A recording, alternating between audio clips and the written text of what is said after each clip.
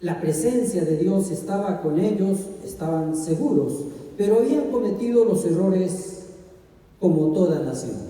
Uno, apostasía, idolatría y anarquía. Anarquía, apostasía e idolatría. Los profetas mayores, menores, así también lo dicen. Y entonces, si mi pueblo se humillare, para que no cometan idolatría, anarquía y apostasía. Y eso es lo que comete un pueblo y otro pueblo, una comunidad de otra nación, de otra generación, de otra edad, de otra civilización, de otro idioma, de otro lenguaje. Somos creyentes, somos ciudadanos.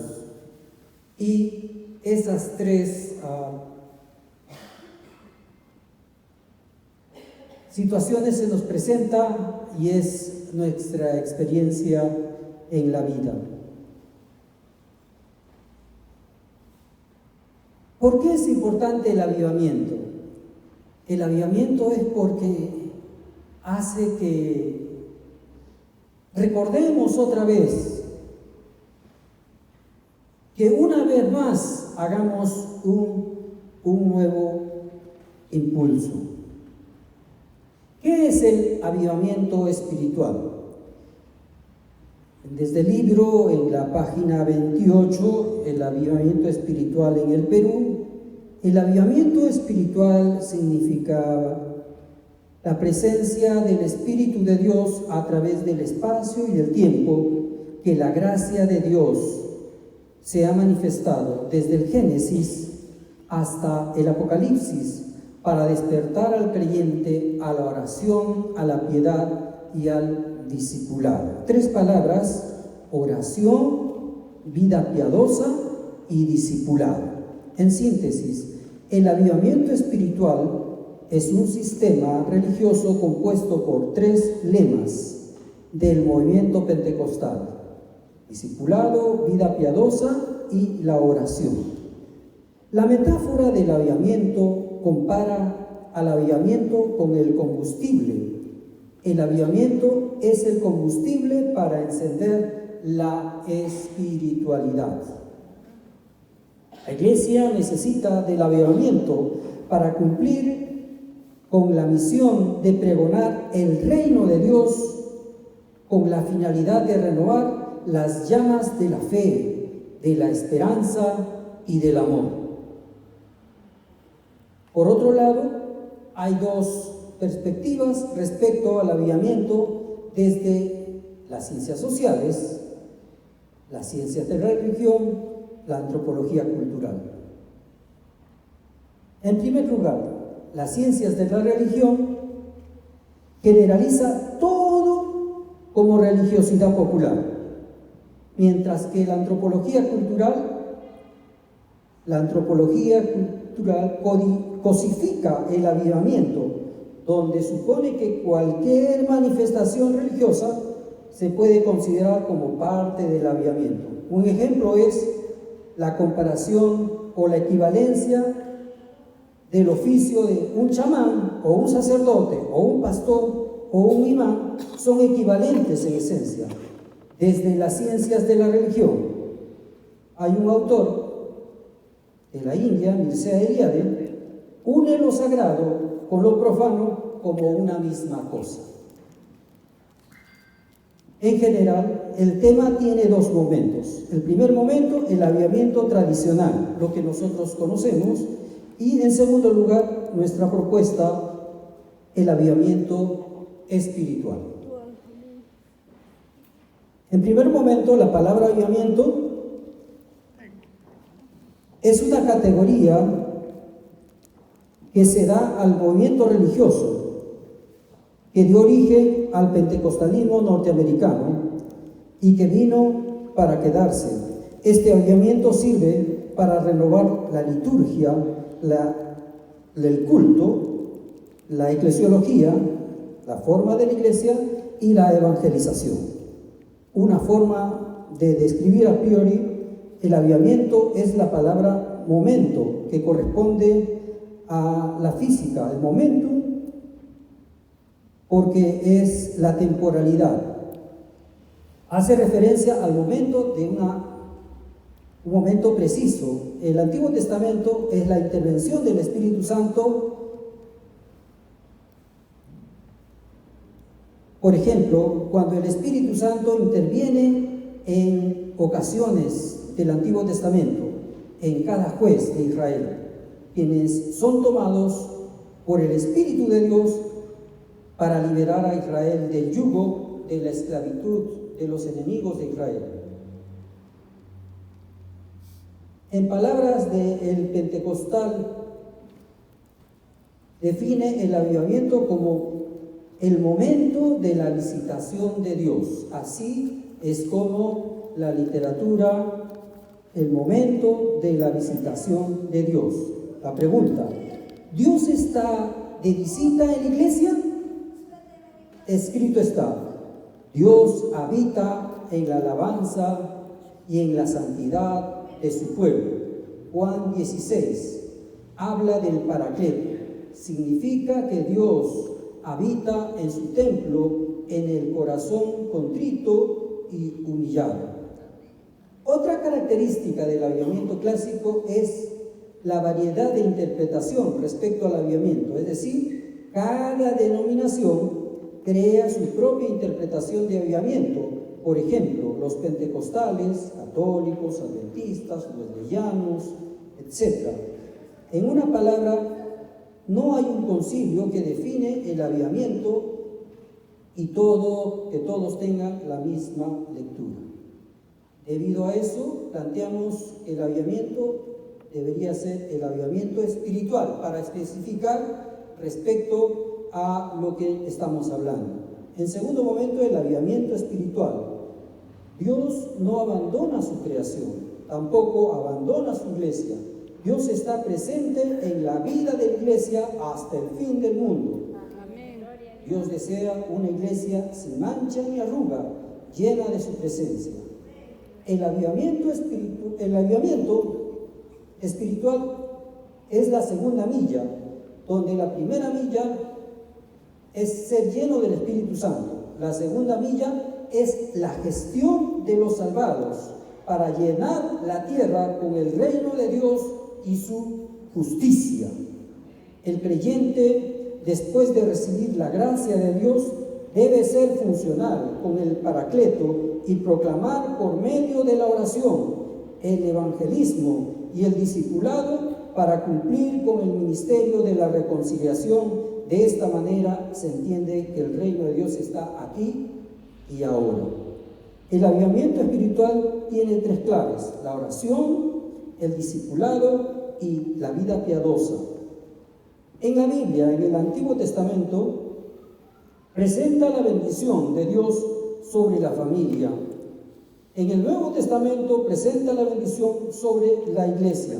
Finalmente, para la iglesia de los últimos tiempos, deberían dar testimonio del avivamiento espiritual para cumplir con la misión encomendada. ¿Por qué se indica que en 1933 se inició el avivamiento en el Perú? Existen dos razones. La primera razón es la compra del inmueble de parte de los misioneros de la Fraternidad Mundial de Asamblea de Dios, cito, en Malecón, Checa, Malecón Rímac, distrito del Rímac, lo que nosotros conocemos, la iglesia del Malecón Rímac. Este inmueble era un garaje de caballería militar de la Presidencia de la República del Perú, y porque se estaba más cerca a la muralla de Lima, a la puerta del Poder Ejecutivo y Legislativo y la Catedral de Lima. La mayor bendición fue la construcción de una casa de oración con atención de las 24 horas, algo nuevo en el Perú, ya que ninguna congregación evangélica tenía licencia de funcionamiento, pero este lugar revolucionó por completo la fiesta espiritual de la ciudad de Lima. En 1933 compraron el Malecón Rima. Como era caballeriza, estaba cerca al palacio y ahí oraban 2 horas, salían, entraban. La procesión era 2 horas porque era el único lugar abierto. Sí, habían culto en todos sitios, pero discretos, sin bulla. La segunda razón es la aprobación de la nueva Constitución de la República, firmada el 29 de marzo y leída en el Congreso de 1933, firmada por el general Miguel Sánchez Cerro, en el título del capítulo 11 de la comunidad indígena. El artículo 207, que dice a la letra: las comunidades indígenas tienen existencia legal y personería jurídica. Y en el título 10, capítulo 1, en consejos departamentales, artículo 205, en cada consejo municipal de distrito y de las que se crean por acuerdo departamental, las comunidades indígenas tendrán un personero designado por ella en la forma que señala la ley. Esta Constitución transformó la realidad social, cultural, política, económica y religiosa del Perú. La subsiguiente fue el desborde que continuó. Lo que pasa que los indios o indígenas no tenían derecho a nada, pero por motivos políticos, porque había crisis el 28, 29, 30, 31, 32, 33 le dieron voto para ganar los votos, y eso significó que ya podíamos tener propiedad, podíamos votar, podíamos tener comunidades a nombre del grupo humano. La espiritualidad y el avivamiento espiritual desde 1933 ha acompañado la vida civil de la República Peruana. Otro efecto trascendente es la misión carcelaria, porque la Iglesia evangélica sale fortalecida con la visita de Nicky Cruz para realizar una campaña evangelística en el penal de San Pedro de San Juan de Lurigancho. El despertar espiritual tiene como punto central las 3 claves: la oración, el discipulado y la vida piadosa. En este caso, se levantaron diferentes ministerios evangelísticos, radiales, de capacitación bíblica, y toda la colaboración de manera coordinada. Normalmente el gran avivamiento surge en el Reino Unido, país que albergó a 75 colonias de los 5 continentes en el pasado y que ahora son países integrantes de la ONU. Inglaterra o Reino Unido ha conquistado hasta 75 países de ONU. El primer gran avivamiento sucedió en el Reino Unido, 1626-1760. Inicio del liderazgo del gran avivamiento o periodo puritano, y el segundo avivamiento viene de 1787 a 1825, conocido en Estados Unidos como el avivamiento evangélico o periodo pietista. El segundo avivamiento en Estados Unidos, donde el misionero Guillermo Carey tiene como lema: espera grandes cosas de Dios, intenta grandes cosas para Dios. Son las expresiones de Jonathan Edwards, un humilde esfuerzo por promover un acuerdo explícito y una unión visible del pueblo de Dios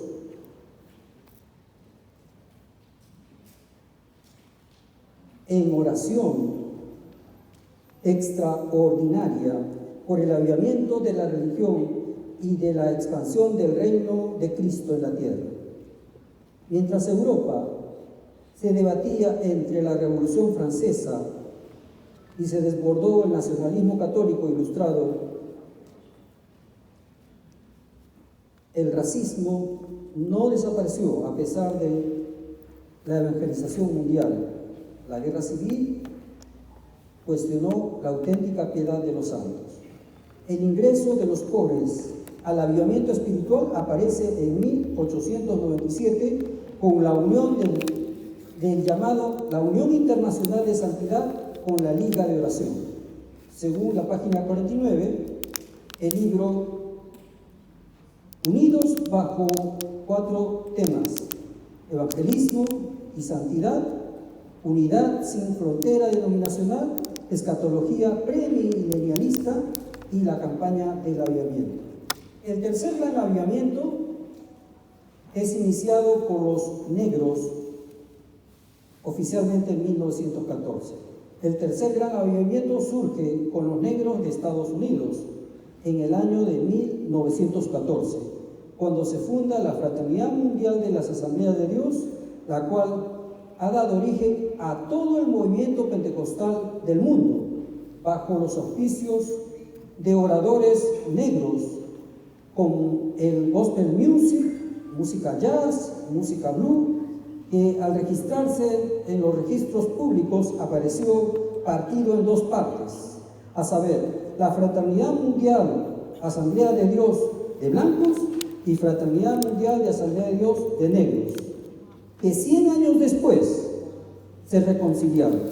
En el 2014, a los 100 años, se hizo la Fraternidad Mundial de Asamblea de Dios unidos para romper finalmente el racismo en el altar de Dios. Amén. Como hemos visto, la anarquía, la idolatría y la apostasía, en la iglesia se derramó el Espíritu Santo, pero el racismo continuaba 100 años después. En el 2014, hace 8 años, recién se ha roto, porque nosotros los humanos siempre interponemos. Dios hace su obra, pero nosotros nos metemos con nuestras ideas. El avivamiento espiritual forma parte del llamado a un pueblo a la espiritualidad. El avivamiento tradicional es concebido como la visitación de Dios o un mover de Dios a corto plazo, pero con efectos de largo plazo en el siglo XVIII. Jonathan Edwards mezcla el avivamiento con el bautismo del Espíritu Santo, cuando dice: el avivamiento de la religión es un derramamiento del Espíritu de Dios para reconversión del alma y la conversión de pecadores en iluminación e edificación de los creyentes en fe, santidad y en paz. En el siglo XX se repite en la calle Azusa por la Fraternidad Mundial de Asamblea de Dios. Nuevamente junta en una sola el bautismo del Espíritu Santo con el avivamiento bajo la experiencia del don de lenguas o glosolalia. Entonces tú tienes avivamiento y tú tienes el Espíritu Santo si hablas en lenguas. Se hizo esa forma.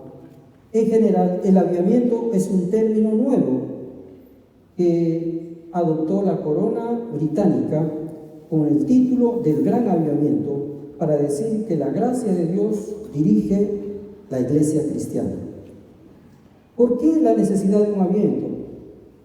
Porque Israel del Antiguo Testamento había cometido 3 pecados sociales: idolatría, anarquía y apostasía, los cuales son partes que le imputan los profetas mayores y menores en la Biblia. El pueblo de Israel entonces es el pueblo redimido de Dios y es calificado como remanente. Aquellos que estamos en avivamiento, el pueblo remanente. La literatura religiosa en general discute adecuadamente sobre el reconocimiento a la categoría de religiosidad popular dentro del avivamiento clásico sin frontera conceptual. Como no se define, entonces todo es avivamiento, ¿no? Uno dice que el avivamiento es la danza, el avivamiento es multitudes, el avivamiento es sanidades. Entonces, en ese aspecto es ponerle la oración, la vida piadosa y el discipulado, para que si hay esos tres, entonces hay avivamiento espiritual, para no estar haciendo algo diferente.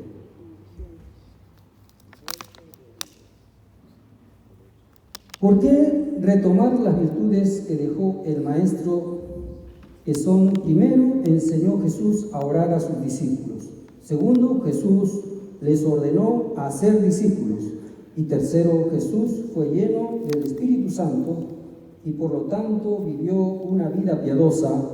La pedagogía de Jesús es vivencial. Tenemos que orar, tenemos que discipular y tenemos que vivir en santidad o una vida piadosa. El avivamiento espiritual empieza en el altar, con el culto. Romanos 12 describe la liturgia. Dios pide un culto vivo, santo, agradable a Dios, que es nuestro culto racional. El avivamiento espiritual en el Antiguo Testamento tuvo un avance misionero centrípeta, dirigido en el templo y a la religión judía.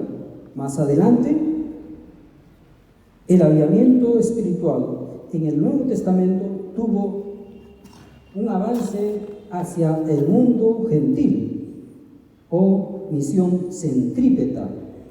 El movimiento pentecostal separa entre el avivamiento del bautismo del Espíritu Santo. El bautismo del Espíritu Santo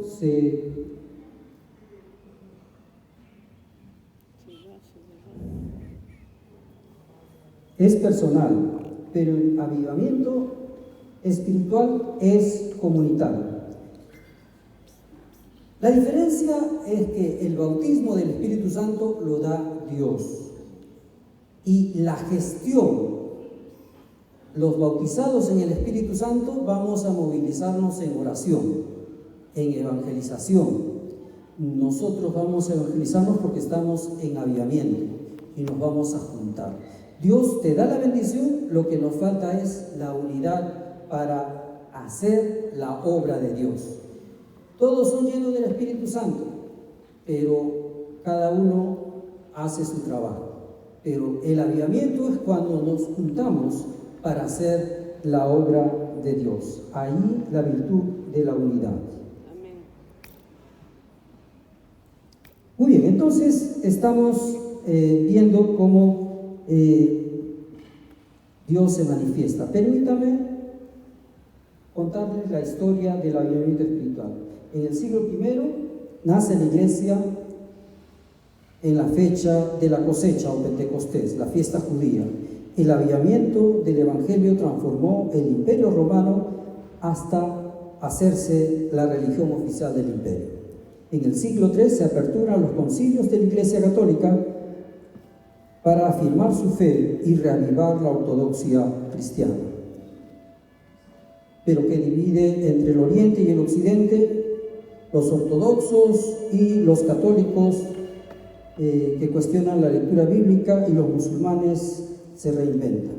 En el siglo XVI aparecen los protestantes para rescatar la ortodoxia, la santidad y las misiones del tercer mundo, con subvención de los europeos. Prevalece el movimiento de santificación. Y en el siglo XIX aparece el movimiento pentecostal con el carisma de la glosolalia en la misión.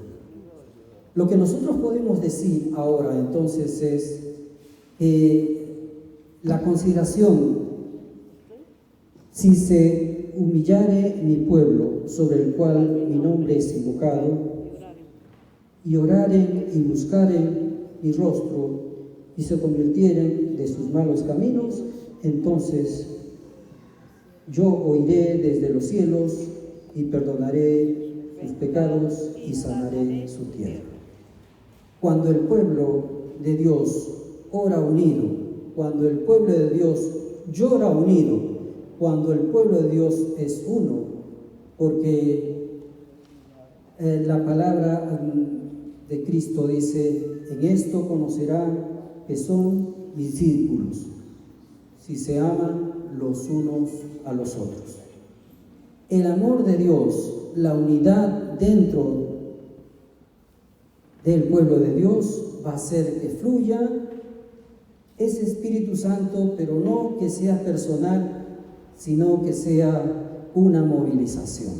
Entre las conclusiones que podemos ver de el avivamiento espiritual,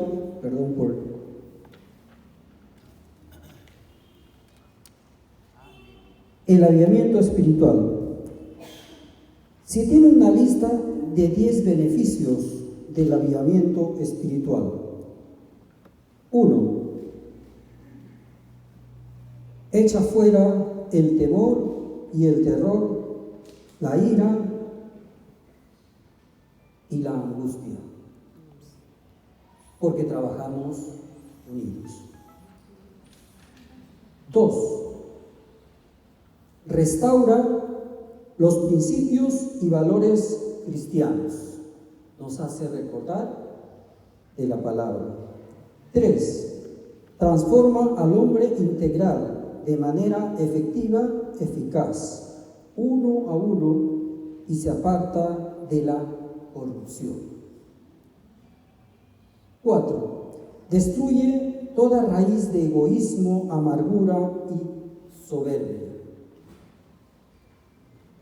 5. Corrige todo fanatismo religioso y ambiciones personales, porque trabajamos para Cristo. 6. Libera de toda opresión demoníaca. 7. Promueve salud mental, espiritual y emocional. 8. Genera autoestima en cada familia. 9. Hace apto para el ministerio de la palabra. Y 10. Genera identidad, esperanza, dominio propio y amor. Amén. El aporte social del avivamiento espiritual es la paz social.